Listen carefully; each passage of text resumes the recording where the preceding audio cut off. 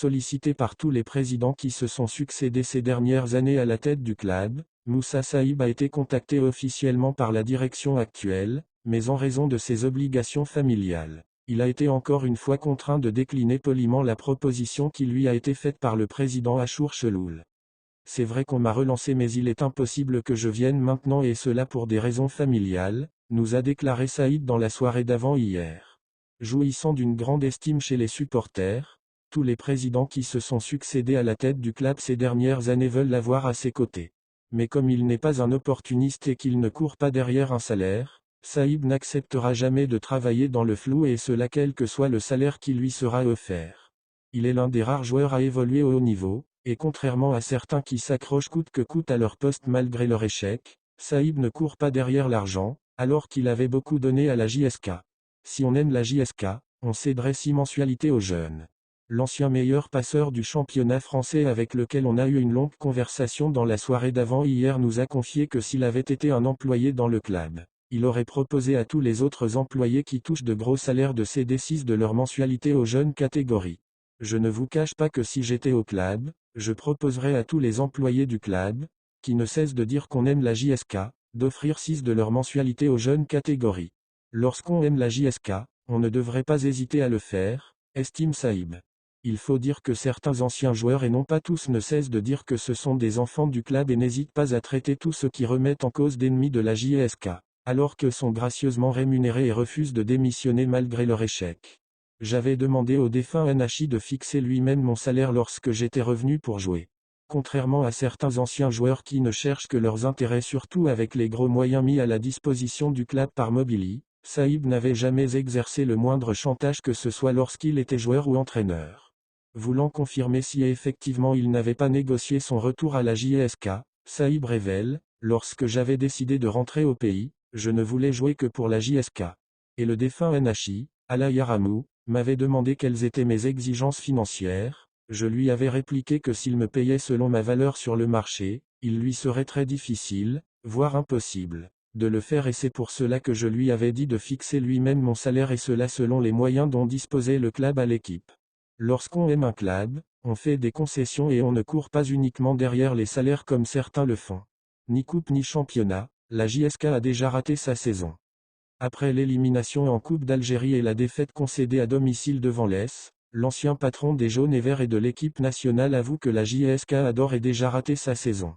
Il n'a pas vraiment tort, puisqu'il faudra un miracle pour que les équipiers de Boilia reviennent dans la course au titre. À mon avis, la JSK accuse un énorme retard sur le MCA qui caracole en tête du classement.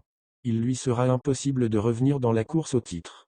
L'équipe s'est déjà fait éliminer de la Coupe d'Algérie et n'a aucune chance pour jouer le titre, elle a donc raté sa saison. Même pour le deuxième ou la troisième, ça va être très difficile par rapport à tout ce qu'on a vu jusqu'à maintenant, estime Saïb.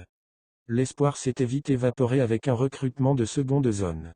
Comme tous les supporters, Saïb s'attendait à ce que la JSK joue les premiers rôles cette saison et au vu des moyens considérables mis à la disposition du club par Mobili. Toutefois, il n'avait pas tardé à déchanter avec le recrutement catastrophique réalisé à l'intersaison. C'est vrai qu'on avait de l'espoir, mais il s'était vite évaporé avec le recrutement de seconde zone réalisé à l'intersaison, a expliqué. Le recrutement d'intersaison suscite toujours des interrogations en raison des milliards déboursés sur des joueurs qui n'ont pas le niveau pour porter le maillot des jaunes et verts. Lorsqu'on libère des joueurs quelques mois après leur arrivée, cela veut dire qu'on s'est trompé. Refusant de voir la réalité en face, les dirigeants croient qu'ils sont sur la bonne voie, alors qu'ils mènent le club tout droit à la dérive. Sur les recrues estivales, Saïb a répondu avec beaucoup de diplomatie. Vous savez, lorsqu'on libère des joueurs quelques mois seulement après leur venue, cela veut dire qu'on s'est trompé sur eux. La JSK avait recruté plusieurs joueurs mais la plupart d'entre eux n'ont pas apporté le plus attendu d'eux. Une vraie énigme. Saïb auquel nous avons demandé pourquoi un club qui dispose de gros moyens comme la JSK et qui a déboursé des milliards et des milliards dans le recrutement réalise un parcours aussi catastrophique avoue que lui-même est dans l'incapacité de fournir la moindre explication. Les moyens sont là mais les résultats, c'est une vraie énigme, s'est étonné l'ancien Auxerrois. L'instabilité n'est pas faite pour arranger les choses. En plus des joueurs limités recrutés à coût de centaines de millions de centimes, les dirigeants s'étaient trompés sur le choix des entraîneurs. Ils avaient d'abord prolongé Bouzidi tout en décidant de le limoger à la moindre défaite et c'est ce qu'ils avaient fait après la défaite face à l'USMK.